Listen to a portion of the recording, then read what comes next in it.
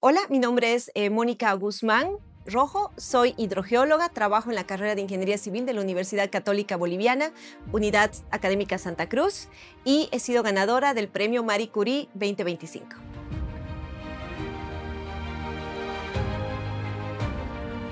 Yo soy ingeniero civil y me formé en la parte hidráulica.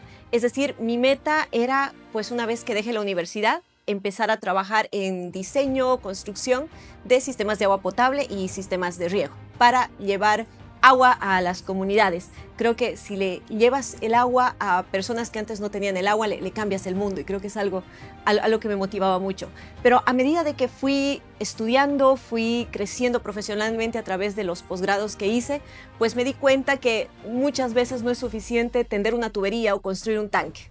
Hace falta mucho más, hace falta entender las fuentes de agua, ver cuáles son sus amenazas, cómo podemos protegerlas y cómo podemos aprovecharlas de mejor manera. Entonces esa fue mi gran motivación y bueno, ya cuando estaba terminando la maestría, justamente hablaba con algunos profesores en Canadá, por ejemplo, y les comentaba que tenía mucha curiosidad y mucho interés de empezar a estudiar los acuíferos en las tierras bajas de Bolivia, especialmente en Santa Cruz. Y me llamaba mucho la atención porque era un lugar donde había mucha agua, suelos muy permeables, es un lugar hermoso, abres un mapa, está verde, los ríos amazónicos, es lindísimo, pero también es un lugar donde hay mucha presión sobre los recursos hídricos, la población crece muchísimo, somos conocidos como el motor económico de Bolivia. Entonces me preguntaba, sí, realmente cómo le hacían para encontrar el balance entre la cantidad de agua que había en los acuíferos y todo el desarrollo. Y bueno, cuando empecé a estudiar ya Santa Cruz, empecé a trabajar aquí hace unos 12 años, me di cuenta que en muchos lugares ese balance se ha roto. Hay situaciones muy críticas, hay escasez de agua donde no debería haber escasez de agua, y eso realmente me motivó a no solamente a volver, porque yo nací aquí, sino a quedarme y desarrollarme profesionalmente aquí.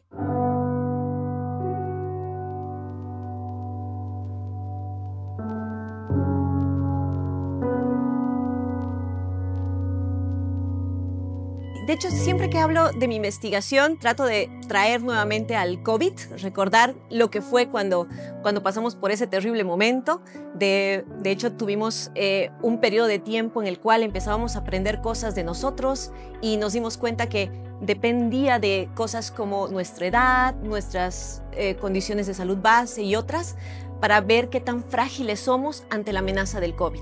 De repente, si teníamos 2 o 3 características que no nos jugaban a favor, pues la situación podía ser crítica ante esa amenaza. Entonces, creo que es muy importante conocer. Ahora estamos lidiando ya no con el COVID, pero con algo persistente, que son los incendios forestales.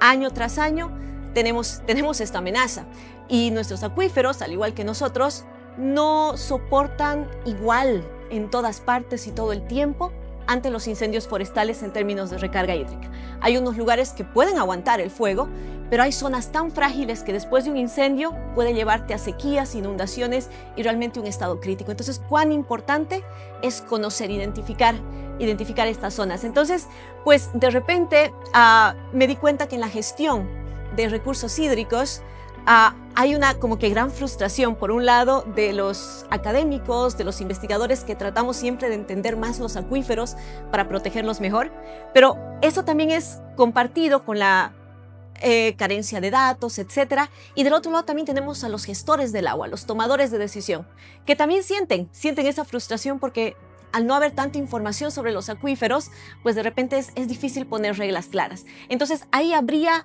que construir un puente.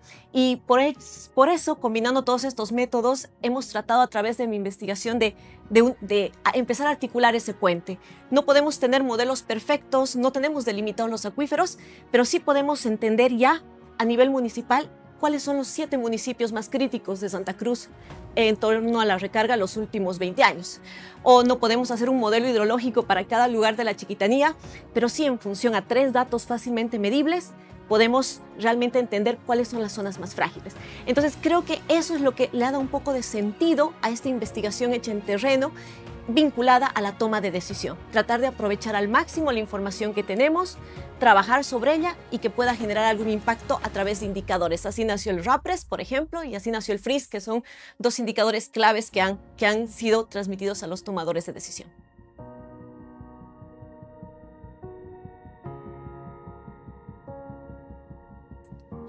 De hecho, creo que San José de Chiquitos, desde el inicio de la investigación, ha marcado el rumbo de la investigación.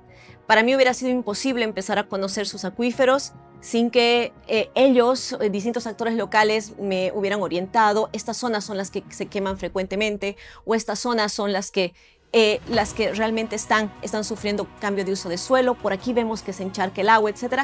Todo eso lo delimitaron ellos. Entonces, creo que en el transcurso de la investigación, el hecho de tener este diálogo, esta escucha activa, trabajar con ellos, valorando sus conocimientos y poniendo en valor también los míos, articulándolos, pues al final creo que hemos logrado entender mejor cómo funciona el sistema hídrico en San José. Y de la misma manera, yo llevaba mis números, mis mapas y les consultaba a ellos. Estas zonas de recarga tienen sentido para ustedes. Aquí me aparece que en Pororó hay mayor recarga. Puede ser, puede no ser. Entonces, ha sido un proceso muy, muy continuo y con mucha retroalimentación. Por eso creo que al final para mí no fue una gran sorpresa que justamente todo este conocimiento fuera integrado en un instrumento de gestión como es el Plan de Manejo del Área Protegida Santa Cruz La Vieja, donde se está protegiendo una de las vertientes más importantes para el abastecimiento de agua de San José, o que se promulgara esta ley municipal de protección de zonas de recarga y fuentes hídricas, donde, por ejemplo, por primera vez en una norma boliviana se habla del vínculo entre el fuego y la recarga hídrica y en cómo se debe protegerlo y nuevamente asegurando blindar una zona estratégica para San José. IGRAG UNESCO es una instancia muy importante, es un centro que conecta lo que es el agua subterránea a nivel mundial con los tomadores de decisión. Es un micrófono muy importante para hablar de temas importantes sobre aguas subterráneas. Entonces, yo me vinculo a UNESCO a través de la red de corresponsales.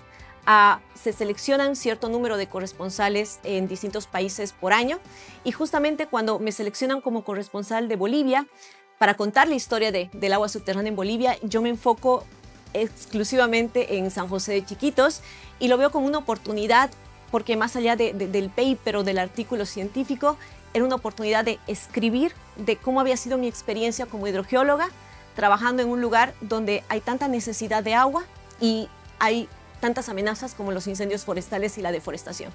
En sí, creo que fue un artículo que me encantó escribirlo y ha tenido mucha repercusión. Y a nivel personal creo que ha sido mi manera de decirle gracias a San José de Chiquitos.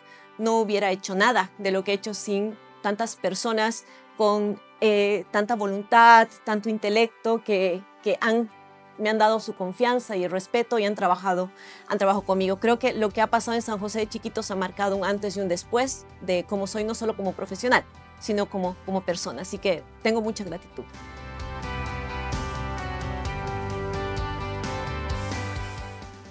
Creo que una de las cosas más importantes que he aprendido estos años es que no importa qué tan grande sea el descubrimiento técnico científico, si no puede transmitirse y si la gente no lo entiende, no va a generar ningún cambio.